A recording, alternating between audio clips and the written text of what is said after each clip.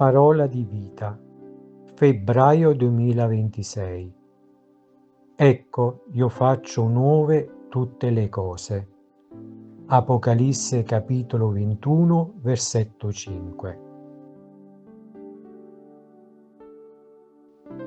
Il libro dell'Apocalisse, dal quale è presa la parola di vita, chiude la raccolta degli scritti del Nuovo Testamento. Il titolo significa rivelazione e l'intento dell'autore è quello di fare comprendere le cose ultime, il ritorno di Cristo sulla terra, la sconfitta definitiva del male e il sorgere di un cielo nuovo e una terra nuova. Si tratta di un testo di non facile comprensione. Sono gli anni 81-96 d.C. Le persecuzioni dei cristiani sono feroci. Il clima delle comunità cristiane è di paura. Cosa sarà di noi e del messaggio che ci è stato affidato? Perché Dio non interviene?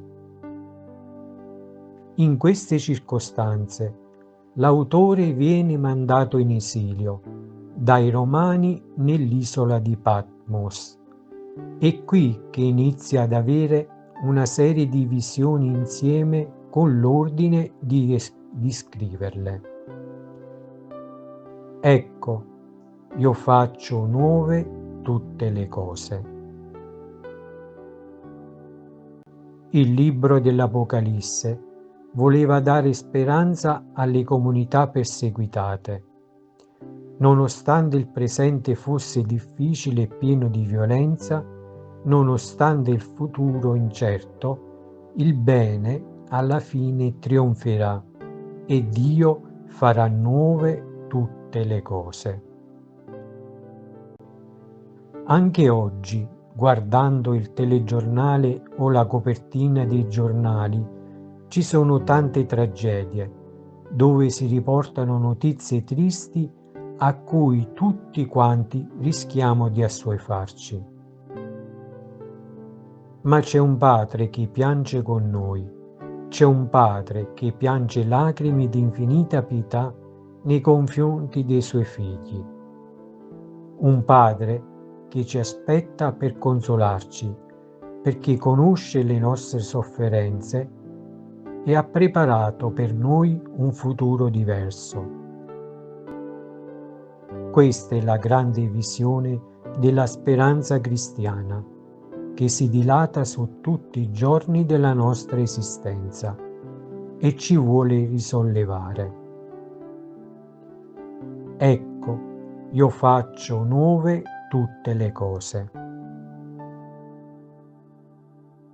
Non possiamo sapere quando e come questo avverrà ed è inutile voler indagare. È certo però che accadrà.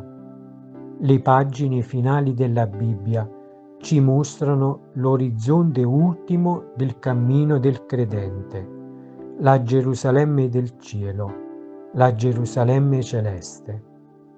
Essa è immaginata anzitutto come un'immensa tenda, dove Dio accoglierà tutti gli uomini per abitare definitivamente con loro. Apocalisse capitolo 21, versetto 3. E questa è la nostra speranza. E cosa farà Dio quando finalmente saremo con Lui? Userà una tenerezza infinita nei nostri confronti, come un padre che accoglie i suoi figli che hanno a lungo faticato e sofferto. Ecco la tenda di Dio con gli uomini. Egli asciugherà ogni lacrima dai loro occhi e non vi sarà più la morte, né lutto, né lamento, né affanno, perché le cose di prima sono passate. Ecco, io faccio nuove tutte le cose. Apocalisse, capitolo 21, versetti 3-5. il Dio della novità.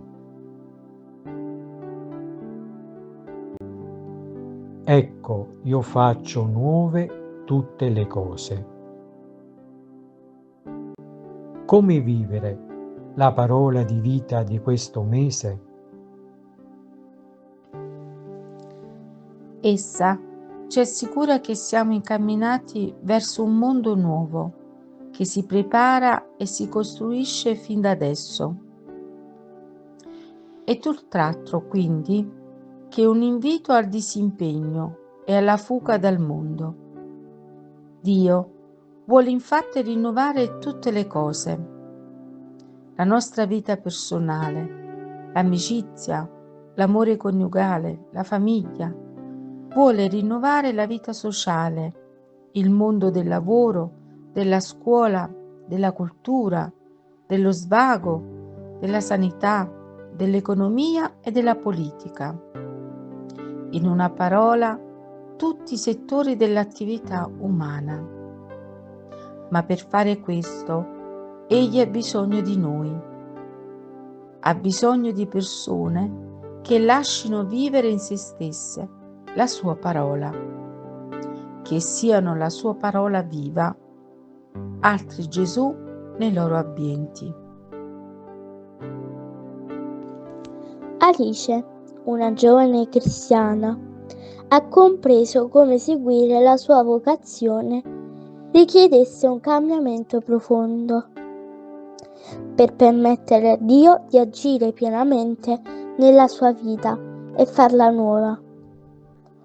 Come dono immenso, ha avuto l'opportunità di vivere un'esperienza in India.